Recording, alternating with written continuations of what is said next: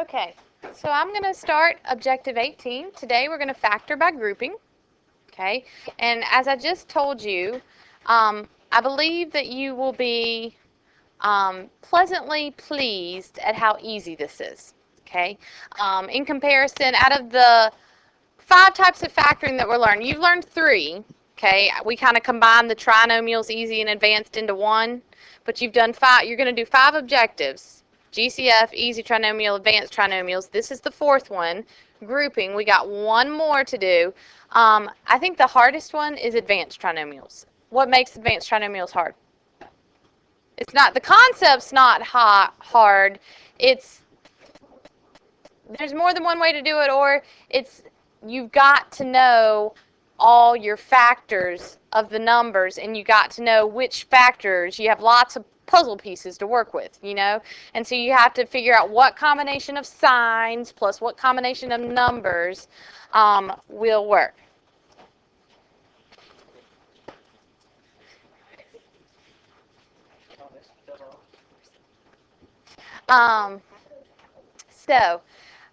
You will be you'll be glad to, when we see this, you'll be like, that's it, that's all we have to do. It is a little more hand work, you with me, a little more writing, but less brain power. So it's not that much brain power. The question is, on the test day, how do you know when to factor by GCF? How do you know when to factor a trinomial using FOIL? And how are we going to know when to group? How do we recognize? So we've already talked about this. How do you know when to factor by GCF? When every term has something in common, right? When every term has a common term that you can factor out. How do you know when to factor a trinomial? When it's a trinomial. You with me? And you try to make 2 binomials and work the reverse FOIL. So how are we going to know when to group? You know when to group when you see 4 terms. If it is a polynomial with 4 terms, we are going to try to group. Okay, that's how you're going to know to try to group. Any questions on that? So let's look at the first example. Does everybody agree that it has 4 terms? Is there a GCF? Would you agree with me? Was anybody thinking, yeah, 2? Or everybody agree that it kind of looks like it has a GCF? Okay. Yeah, 2 goes into 2, 2 goes into 8, 2 goes into 16, but 2 does not go into NP, or 1. You with me? So it kind of looks like there's a GCF, but not really. Okay? So be cautious, careful, conscientious, but it will kind of look like that. If there was a common factor, then what would you do first? You would factor the GCF out, just like normal. And then you would try to factor again, factor twice. But in this case, there's not a GCF. It does have 4 terms. So what we're going to do is we're going to group the first 2 terms, and we're going to group the last 2. And everybody always says, is it always the first 2 and the last 2? For Algebra 1, it is. When you get on and up into Algebra 2 or whatever, you might want to mix around. You have to, like, kind of rearrange them a little bit to get them in the right groups. But for Algebra 1s, it will be set up. You'll group the first 2 and the last 2. Okay?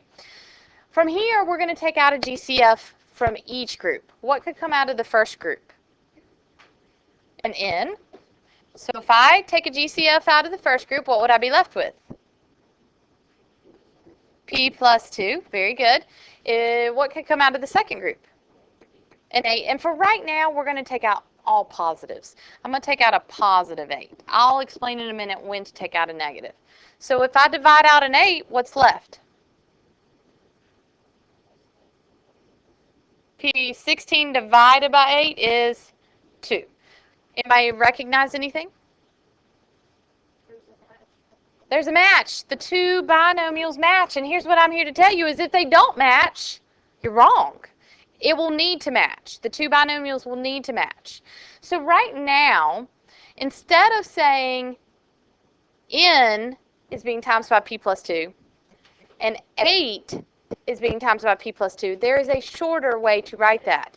You can put the N and the 8 together and say that both of those The n and the 8 are being times by p plus 2. And if you checked it, and here's your answer. That's it. Okay? So here's your answer. If you checked it, how would we check? Well, you'd check by FOIL. N times P, NP, N times 2, 2N, and then, everybody agrees, so you times the N by both of those, and then now we're going to times the 8 by both of those. 8 times P, 8P, thank you very much, and 8 times 2, 16. Okay? Anybody wondering, normally what do we do when we FOIL? Normally we combine the two middle terms, but can these be combined? And everybody says, Ms. Corns, I thought you said they could always be combined. I said most of the time they can be combined. Because most of the time, so far, everything we've done, could the two middles combine? But in this case, they can't combine. And this should match this. Which part's down here? This is all just your check step. This is your check. Okay? Here is your answer up top. And I do have a little, to help you remember it. I always talk about, when we get to this point, we took a GCF out of the first group. We took a GCF out of the second group. I always say at this point in time, we're going to make soup. Okay? When you go to the refrigerator or freezer, like a snow day, and your mom, your grandma, your aunt, your uncle, whoever, makes vegetable soup, what do they do to make the soup? Do they always put the same vegetables in, or do they kind of mix and match? Have you ever done that? Like, you don't always have the same stuff. Like, sometimes you open it up, and you might throw in green beans and corn and okra, and then other times you go to the freezer to make your soup, and you don't have all that, so you might put in potatoes and carrots and lima beans. You with me? Okay, you like the first soup better? Okay, so you don't always, you mix and match. So here's what I say, is you take this step we call you make your soup. You take what's on the outside, you throw it in a pot. Here's your pot. Does that make sense? You take the two things on the outside, throw them together, throw them in a pot, make your soup, and say both of those are being times by p plus 2. Okay, so when I refer to making soup, throwing it in a pot, you're going to take your two outsides and put them in a set of parentheses. Okay. All right, let's look at another one. Everybody agree it has 4 terms? Yes, that would be a problem if you couldn't see that. Does it have a GCF? No, kind of looks like it. It kind of looks like maybe 7, but not every term. The first term can't be divided by 7. Okay, so it does not have a GCF. Why do we keep asking you? Because eventually it will. Okay. So we're going to group the first 2 and the last 2. Okay. We're going to take a GCF out from this. What can come out from the first group? An X. What would I be left with? Y minus 7. Very good. What can come out of the second group? 7, a positive 7. And I'd be left with y minus 7. Do my groups match? Yes. So now make our soup. What am I going to throw in the pot together? No. I'm going to combine the two outsides and say, instead of saying x is being times by y minus 7 and 7 is being times by y minus 7, there's a shorter way to write that. You can say the x and the 7, x plus 7, is being times by y minus 7. So you take the x and the 7, throw it in a pot. It's all being times by y minus 7. How would you check this? FOIL it. Everybody okay? How many of you are feeling pretty good with FOIL these days? Okay, because we've been checking a whole lot. Now I want you to continue. You have 12 homework problems. I want you to continue to check. If there is no check, there is howling half credit. Okay, we're almost done with the checking, but FOILing it. Taking this and multiplying it back to make sure that you get this. Okay, but it should. How many can FOIL pretty quickly these days? I mean, you should be going pretty quickly at this point in time with it, so it shouldn't be that big of a deal. Okay? could have given you 20 problems for homework. I only gave you 12. Okay, so I'm going to let you start this one. It does have purpose. Okay, go ahead and start it and see how far you can get with it until you get stuck. And maybe you won't get stuck. See if you can figure out the purpose of this.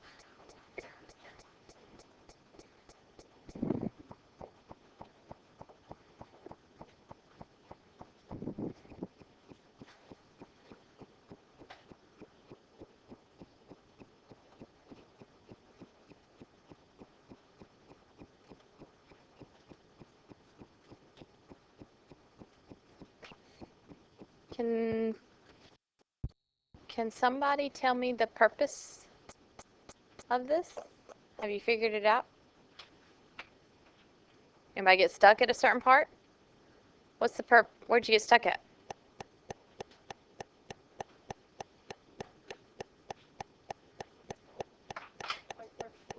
Okay, the second part. Anybody agree? You got stuck at the second part? What's wrong with 4y minus 3? It doesn't have a GCF, or does it? Something can come out of every number, and that something could be 1. And that's the purpose of this one. Okay, the question is, do you need the 1? Do you have to take out the 1? Well, let me ask you this. If I go to my freezer to make my soup, and I don't have any ingredients, can I mix and match and put together? You with me? If I don't have a 1, do I have the ingredient to make my soup? I gotta have the 1 so that I can put it all in a pot. Okay, and I'll show you that in a minute. First thing I'm going to do is I'm going to group the first 2 and the last 2. Everybody agree there's no GCF? Okay. What can you take out of the first one? Something more? 3. A 6 T. You can take out a 6 and a T. When I divide by 6 and I divide by T, I'm left with 4y minus 3. Okay? Everybody says nothing can go into 4y minus 3. Well, something can, and that something is 1. And everybody says, but Miss Corns, if I take out a 1, it won't change. Everybody agree? If I divide by 1, I still have 4y minus 3. But I don't want it to change because now they match. And now you have something to match to throw in the pot. Okay? So now what can I group together? 6t plus 1, and both of those are being times by 4y minus 3. And I'll explain to you when we do our check step why it's important. If I only had the 6t times 4y is 24ty, and 6t times negative 3 is negative 18t. If I didn't have the 1 there, then how could I get this last part? You see what I'm saying? I gotta have the 1 to get the 4y, and 1 times this is negative 3. It completes the remainder of my polynomial. Okay? Does that make sense? So here's the thing. When you can't take out something, you can always take out a 1. And it'll give you something to mix and match. Are you okay? Yes or no? Yes. This would go quicker if y'all would answer my questions, by the way. Y'all dragging it out.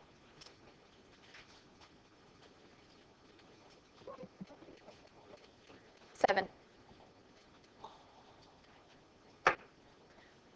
So, Seth says, oh, this is the one that has the GCF, isn't it? How did he know this had a GCF? I guess. He guessed because why? Because it's big. Because it's big. Okay? You don't skip it. It probably has a GCF, and it's not that scary because once you take the GCF out, it will get smaller. Anybody know the GCF? What is it, Bert? 3. Do we know the trick on 3? All you got to do is add up your digits. 1 plus 0 plus 5 is 6. 6 divisible by 3. So 105 is divisible by 3. 1 plus 2 plus 6 is 9. So 9 is divisible by 3, so this is divisible by 3. 4 plus 5 is 9, divisible by 3. Check, check. 5 plus 4, that only works with 3. That only works with 3. Okay? Some of us have heard of that and some of us hadn't. Okay? Does that make sense, though? But that only works with 3. You can add your digits. So, 3 can go into everything. So what am I going to do with 3? I'm going to take it out. How many blanks will I have? 4. And everybody's saying, well, Miss Corns, why aren't you grouping the first 2 and the last 2? Because this has a common factor with every term. So when I divide out of 3, help me out. Go quickly. What do I have? 35x cubed plus 42 x squared plus 15x plus 18. Okay?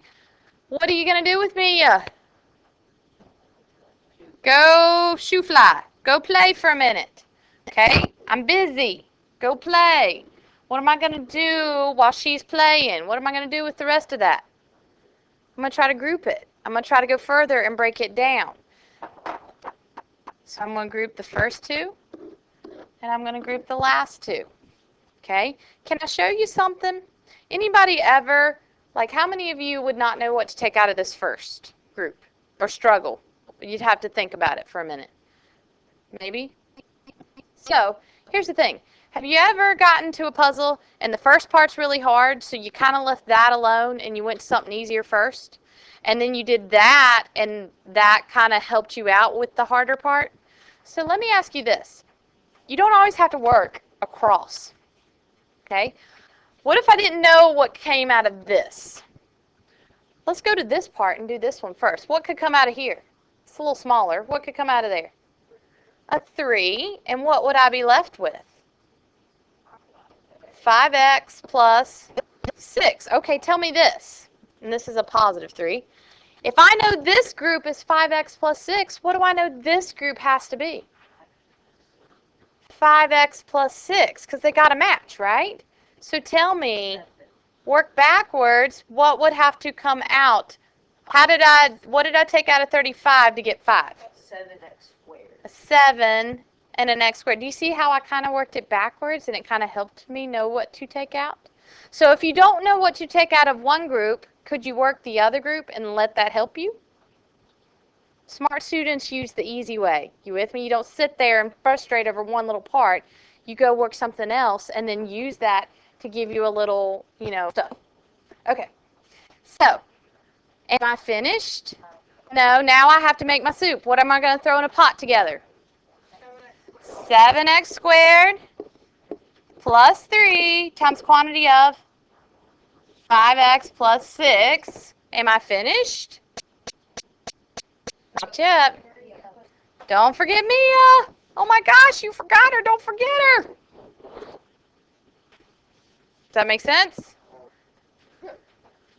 All I did was I took the GCF, and then from here I took this guy and grouped him and got my 2 binomials and then added the GCF back in.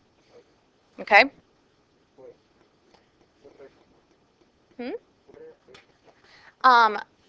From each group, when you group, you take a GCF out. What can come out of 15 and 18?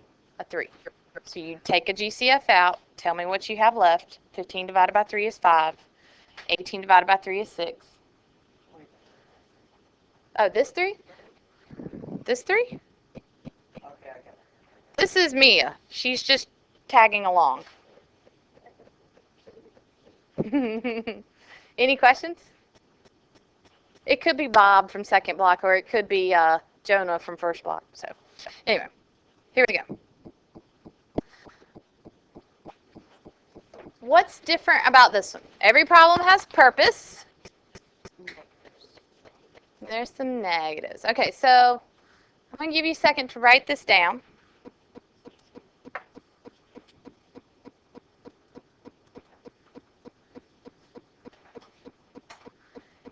And I'm going to go back for a minute.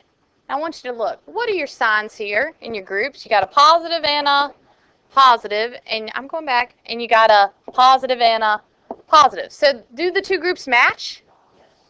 Yeah, you got positives, so we're just going to factor positives when you got positives, okay? Go back to this one.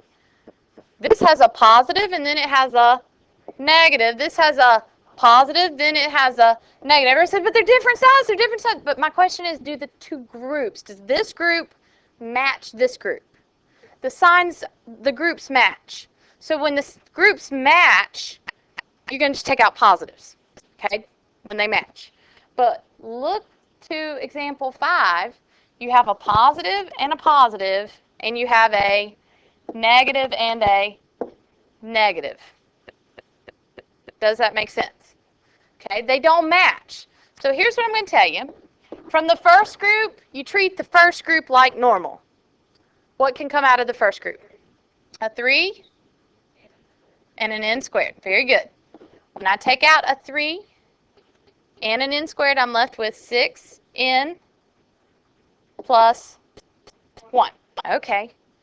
We need to take these guys, these negatives, and we need to flip them. And here's how you do it. You're going to factor out a negative. I'm going to take a negative and a 8. Everybody agree? 8. So when I divide a negative by a negative, it makes a positive 6n. Do you see how it switched signs? Now I have positive. And when I divide a negative by a negative, I now have a positive. So now I have positive, positive, positive, positive. Now my groups match. Do you understand that? So when the second group does not match the first group, you take a negative out, and taking a negative out will switch your signs for you. Then your groups will match. So all you got to do now is make your soup. What are you going to throw it together? 3n squared minus 8 times the quantity of 6n plus 1. Yes, ma'am.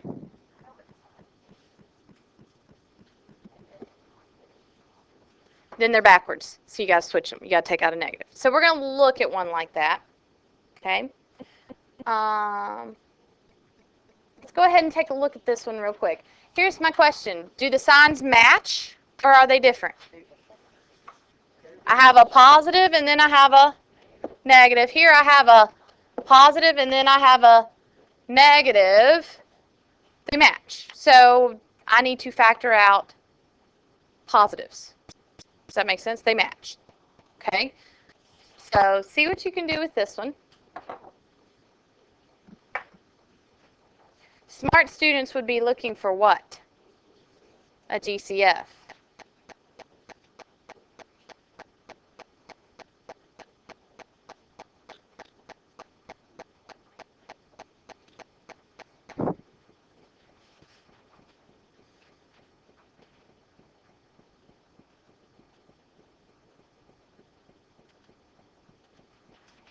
What's the GCF?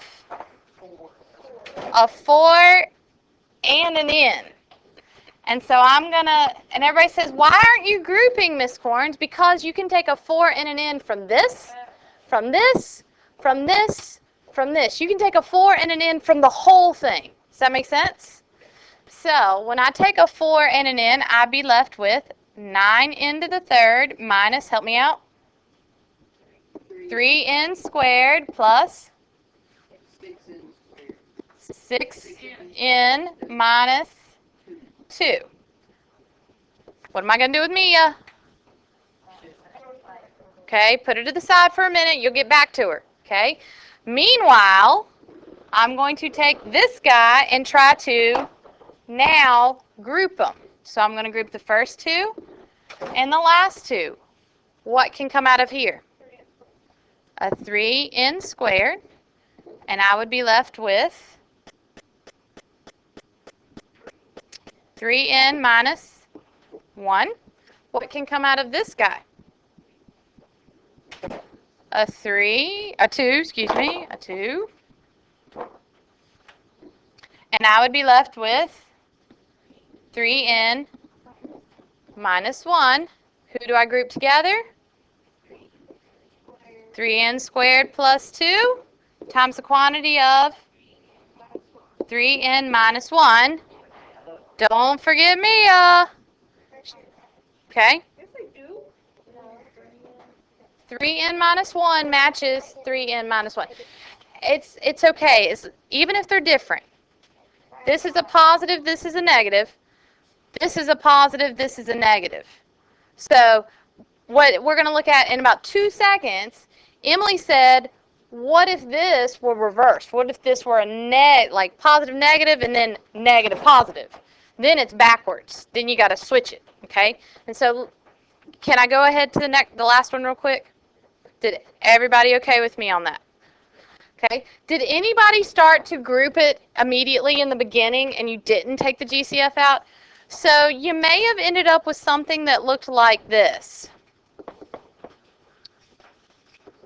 Times the quantity. Did anybody get that? Okay, so some people got this. They didn't take the 4n out in the beginning. But here's what I'm going to tell you. You didn't do it wrong, but look what's left in here. What can come out of that? You can take the 4n out now and be left with 3n squared plus 2 times 3n minus 1. So again, even if you forget about the GCF, does that make sense, Garrett? Then you can take him out at the end.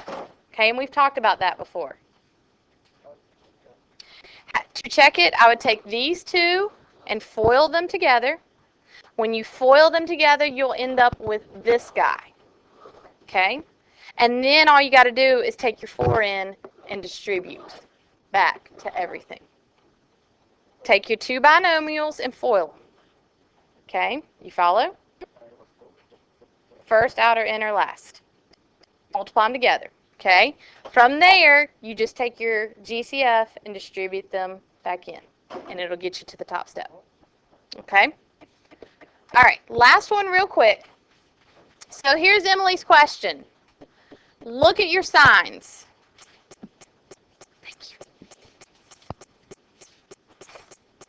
Look at your signs. You have a positive, and then you have a negative. Here you have a negative and then a positive. They're backwards. So we need this guy to have a positive first. We need this and then have a negative. So if I need to take these and switch them around, what does that mean I'm going to take out from here? How do I switch them? You can't just move them over. When you factor out your GCF, you're going to factor out a negative. And I'll show you in a minute. What can you take out from the first guy? A 5x squared.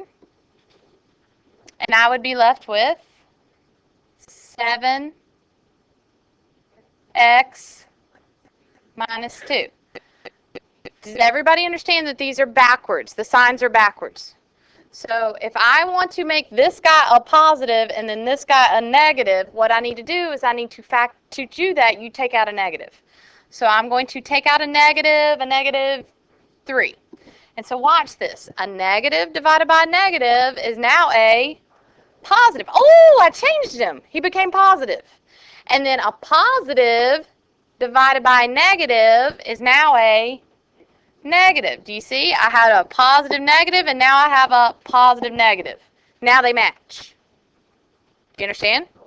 So now you can group them together, and it'd be the quantity of 5x squared minus 3 times the quantity of 7x minus 2. Does that answer your question, Emily?